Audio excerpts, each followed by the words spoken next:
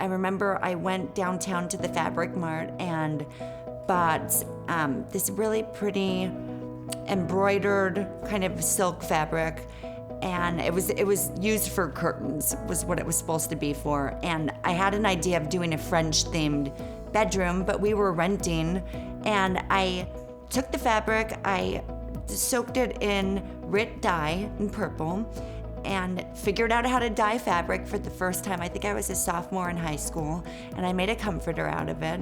That was such a great experience for me, and one of my favorite rooms ever, because from the floor to the ceiling, I literally made almost everything.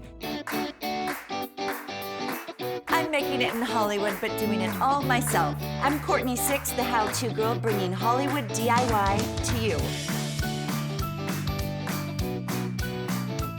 Hey everyone, it's Courtney Six, the how-to girl.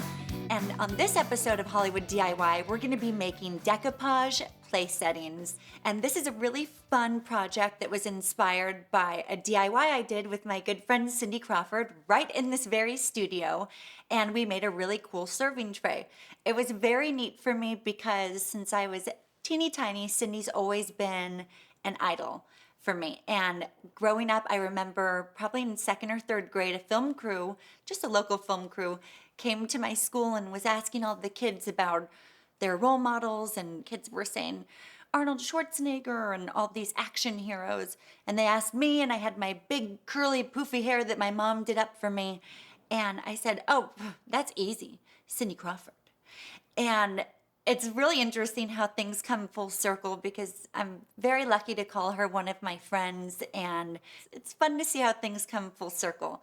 With that being said, I'm very excited about today's project, and you're gonna love what we come up with. Here's the project that Cindy and I did together. This is the coolest serving tray and the most beautiful, that you're ever gonna lay your eyes on. And she's also the sweetest person ever, which makes her even more beautiful. With that being said, today I'm gonna show you one of my favorite activities ever, decoupaging. It's so simple, very easy to do, quick, and you can literally personalize anything. But today we're working on entertaining, so we're gonna be decoupaging placemats. And as you can see, if you look over to my finished projects, this is a really neat placemat that I put together. And the funnest part of this project with Cindy's that you saw, we cut pictures out of her book, and that was really neat. But I thought, okay, well that was great for her, but for me, what would I want at my house, and what would be something that's really fun and chic if you're having a sexy dinner party? Hello, it's Vogue. So I bought these two books and I ordered them online from Barnes & Noble. This one is amazing. It was actually a little sad to tear out the pages because they're so pretty, but I tried to do a neat and nice tear so I can still use them as coffee table books. And then this is another fun one called In Vogue, and this is a lot of their big editorials throughout the years. And I found a bunch of different covers in there as well.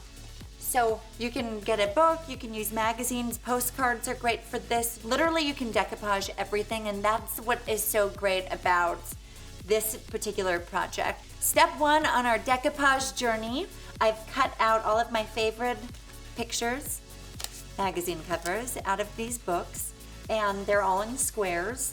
So I'm gonna start with a bigger picture, and using my tacky spray. I use this for literally almost every project. It's amazing.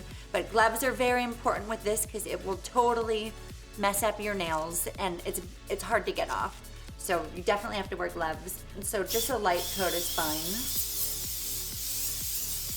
Okay. And then I'm gonna place it on my little styrofoam rectangle. So this was 99 cents at Michael's. It's thin, it's flexible, and they come in every color too.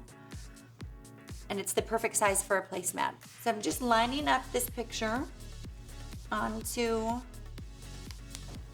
my rectangle placemat. It's officially a placemat now. And you can see how fast the tacky glue works. It's not going anywhere. So the idea behind decoupaging is we're gonna make a collage, and then once this entire piece is covered, we're going to use the Mod Podge, which is right here from Michael's Arts and Crafts, and using a paintbrush, just glaze over all of the photos.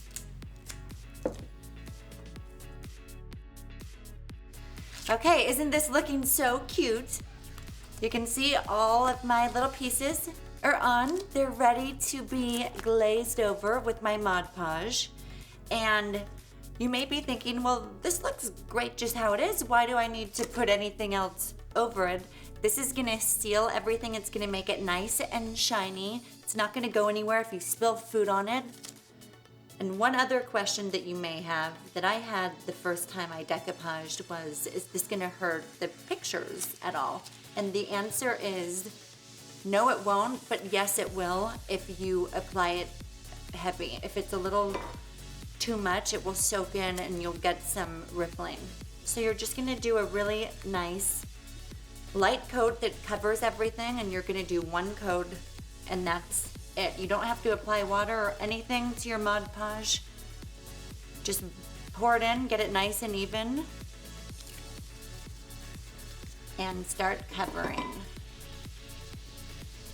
And you don't have to worry so much about the little lines at all from the bristles, because it's gonna dry nice and clear.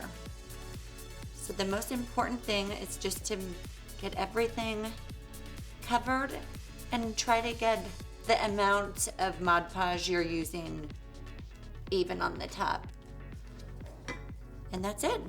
So now I'm gonna let this dry for, it takes about 15-20 minutes. I'm just gonna leave it alone, and then when it's done, it's gonna look just like this. Thanks for being here. On our next episode, we're gonna be adding some fun, unexpected touches to flower arrangements. See you then.